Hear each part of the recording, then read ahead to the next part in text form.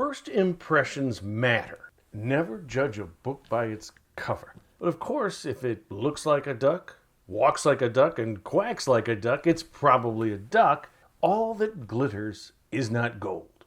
So these classic English language expressions relate to the process we use to size up the people and situations in the world, as a survival mechanism. We take these cues to determine if, a situation is safe or dangerous. And of course, it's the same thing in D&D, but in this case, the GM gives the players information about the world so they can make judgments about it. Is that tavern a safe place to be?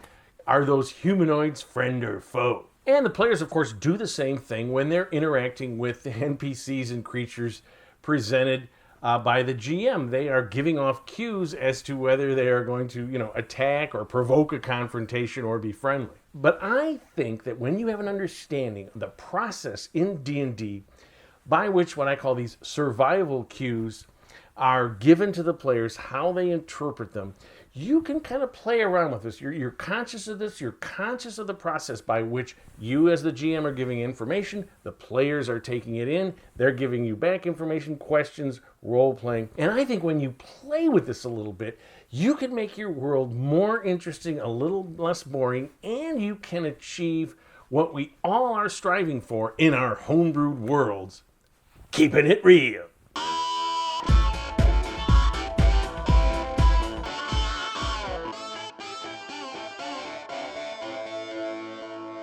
Hello again, folks. KR King here, helping one and all homebrew their own D&D campaign.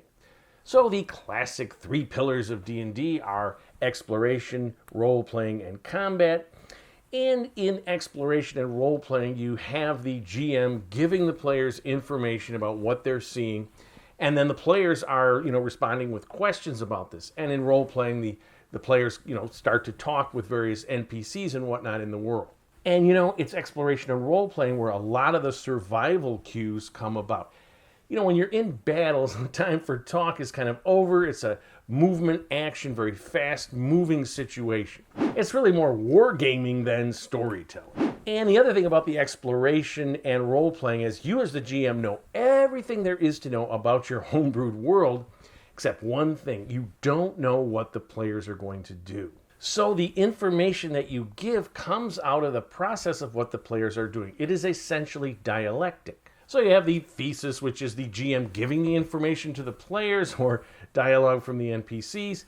Antithesis, which is the players' reactions to this, their questions, whether given directly to the GM in the exploration process, or, dialogue to the NPCs.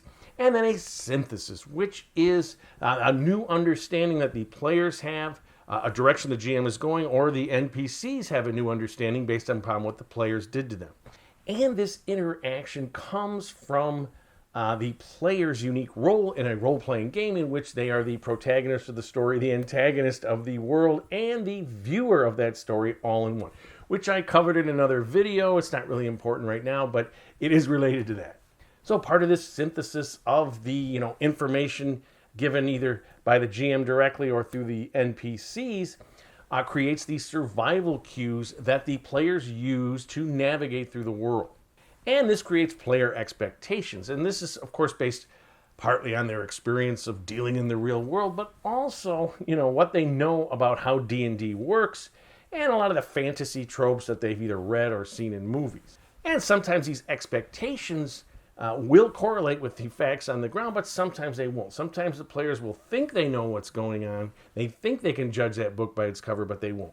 And that's what makes your world interesting, so long as you balance it. Because the thing is, if every encounter and situation works out exactly the way the players thought it was going to be when they first encountered it, it gets boring.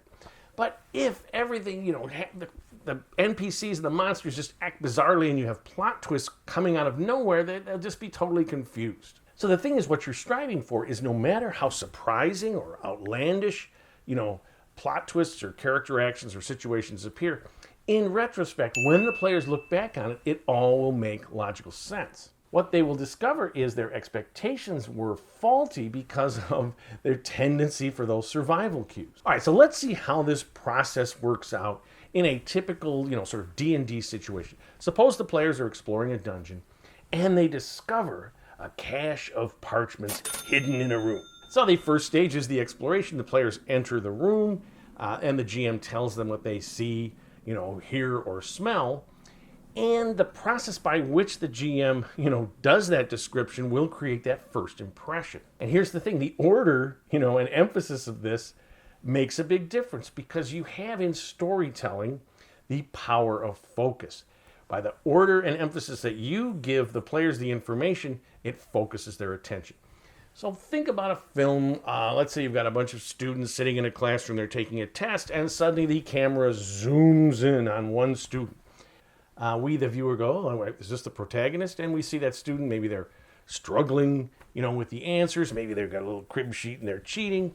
The teacher sees this, tells the student, get up, and we cut to the student sitting there outside the principal's office. But imagine if that film was like D&D and the viewers were the players. They would be like, well, wait a minute.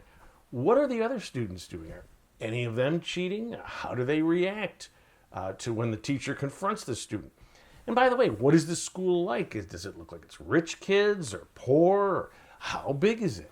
Because a role-playing game is an active process. The viewer isn't just passively watching, they're interacting. So back to our dungeon example. After the exploration process by which the GM gives the thesis of this is the data you see when you enter, the players change the focus, right? Antithesis, and they start exploring the room. They go over to the bookshelves. What's here? They search the walls, the floor, whatever. And sure enough, through that exploration, they discover the hidden cache, a sealed door, check for traps, open it up, boom, they found these documents. They find a few rolled parchments, a very large, heavily gilded book, and a tattered old letter. It's all written in a language they don't understand. It looks very old, but they have a comprehend languages spell. They can use as a ritual, and they have an identify. So sure enough, the scrolls turn out to be magic.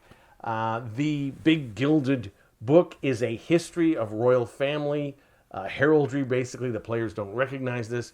And then the letter is a love letter between a noble and a servant girl. So the wizard in the group has a history proficiency, does a history check, discovers this, remembers the Darkmoors as a family that existed here 100 or more years ago has died off. And this fable of the noble and the servant girl was a very common sort of story, sort of a Romeo and Juliet story of its time. So the players have used their actions. They've now synthesized the information, and they're going to go back to town. They're going to try to find out more about this, this book, this history, and this letter. And they know of a scholar that they've run across before named Balthus. So they go to Balthus with this information. The GM then runs the reaction that Balthus has with the players. So you have, again, Balthus is there. He tells them something about this. The players react. We have a new understanding. So Balthus says, yes, the Darkmoors was a noble, minor nobility. Their family line ran out 100 years ago. And again, this letter is very famous, just a story that was passed down. And he offers the players 100 gold pieces. My master would love this for his heraldic collection. And the players are like, well, the book and the letter aren't that magic, but, so they go, well, how about 200 gold pieces just to see? And Balthus says, okay, I'll split the difference. I'll give you 150 gold pieces for both. But the wizard is like, I think I just want to keep the letter. How about just the book? And she has her reasons, as we'll see. But Balthus says, oh, no. The 150, that's for my master wants all the information. We want both the book and the letter. And the thing is, the players make a decision. They can just say, it's not magical, it's just information. 200 gold pieces could be very helpful to our group.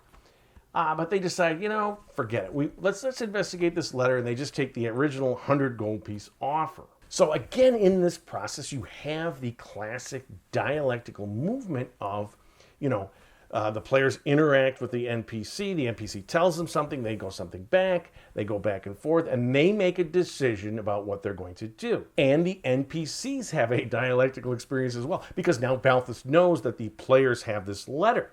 And notice how through this entire process, in the dungeon and with Balthus, the players got different survival cues and created expectations. They suspected that the scrolls were magic. They looked and quacked like a duck, and they were. They also thought that the gilded book was more valuable, but in fact it wasn't. Because all that glitters isn't gold, they could tell that Balthus wanted this letter, in fact, more than the book. All right, so now we've come to a new synthesis and the process begins again. The players have realized, this letter, we got to investigate this. So they decide to go to a larger city where there's a library. But they don't want to tell anybody about this because they're gun shy. So they're just going to do this research on their own. And backing up a little bit, the GM knows the real story, as always. And the thing is that, yes, this was a very common Romeo and Juliet type story of that era, but the names have been changed. In the original story, it was always Altus as the noble and Morgana as the servant girl. But here it's been changed. Dragos is the noble's name, and Lusitania is the servant girl. Well, in fact, those are, the Lusitania is a river system that runs through, and the Dragos Falls are a very spectacular falls along that river. And the reason is there are other clues, other deviations from the original story that give clues about a very famous platinum mine that was in these hills, was sealed off in a huge earthquake, but there's a secret entrance near these falls. So Balthus knew about this legend of this platinum mine. When he saw in this letter these names, he thought, if I can get a hold of this letter, I may get the access to this. And in fact, he wasn't going to tell his master about this. Players do their research in this larger city, but again, they don't really consult with anyone. So what they can get is that the names have been changed. They can find out about this river, where this mountain is, but nothing more. But they decide there's got to be something valuable here, if Balthus wanted to do it. And they decide to go the 100 miles to Dragos Falls and see what's there. And so too will Balthus. He's going to organize a group of men to go to Hillspur, which is a small village at the foothills of this river gorge that runs through. That's where everyone stops when they're going into this wilderness. So this process of thesis, antithesis, and synthesis continues when the players go to Hillspur. And they are going to continue to get survival cues that sometimes will be dead on, sometimes will be misdirection. So Hillspur is known primarily for the ruby red stained glass that it produces. There's a process by which the rocks from these hills, it's a very closely held secret. There's this merchant Gracchus who controls this secret. He sort of runs the town. So I'm going to use this earlier map that I created in another video. I'm just going to have this substitute for Hillspur to show the process by which, when the players enter this in the exploration phase, the GM gives them information and then they ask questions and act upon that information. So they come into town and the GM tells them, what do these buildings look like? Are there villagers out and about? How do they act? Do they seem frightened or surly, or are they just going about their business? If they look down this road, they'll see sort of crude shacks, very poor part of the village. Maybe they'll see, smudge pots burning or strange smells. And then as they go here, there's a magnificent house. This is where Gracchus lives. It's very wealthy, very well appointed. When they go into the central square, they see people loitering around, maybe a gang of thugs out in front of the tavern. But here's the thing. So you're creating this thesis, initial first impression information, but the GM knows what's really going on here. So in fact, Gracchus may, be guarding his secret. He may have heard that people are coming into his town, strangers or whatever, and he's got these thugs around to protect himself. Or you could take it even further. The thugs are, harassing the town. They're being paid by Gracchus, but they're demanding that the villagers give them protection money, basically from them.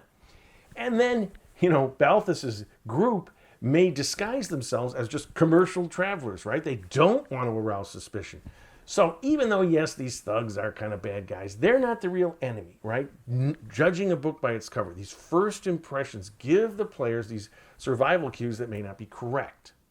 So next you have the role-playing aspect of the encounter, in which the players may or may not interact with the villagers, Gracchus's men, Balthus's men, because, they may say, look, let's just lay low. We're just adventurers on our way through. But you may have players that say, well, I want to go over to this general store. We need to get supplies. They go into the tavern. They've got to find a place to stay overnight. And you have opportunities for the players to talk with people, interact. If, Gracchus's men get into a dispute, they want to know why these guys are here, what's going on. The players don't want to refuse. Balthus's men could come to their aid, right? They're pretending to just be upright merchants and try to get some information or insinuate themselves with the players. Because here's the thing, as the GM, your NPCs and creatures are also going through this dialectical process based upon what the players do. Their actions, again, are driving everything that's happening. So the players, if maybe they have a dispute, maybe not, they go off towards the mines. Do Balthus's men follow? I would think so. But what about Gratius's men? And what are their objectives? Yeah, they're being hired by this guy, but these adventurers come into town. What's going on here? And they're always looking for a score. And then the players, when they get to the falls, they figure out where this hidden entrance is. What's there? Is something guarding it or whatever? We go through this process again and again. So I hope this was helpful. If you like what you've seen, please subscribe to my channel. I'm always looking for more. Leave some comments because I always answer them. And of course, my friends, keep playing D&D and tell somebody else about it.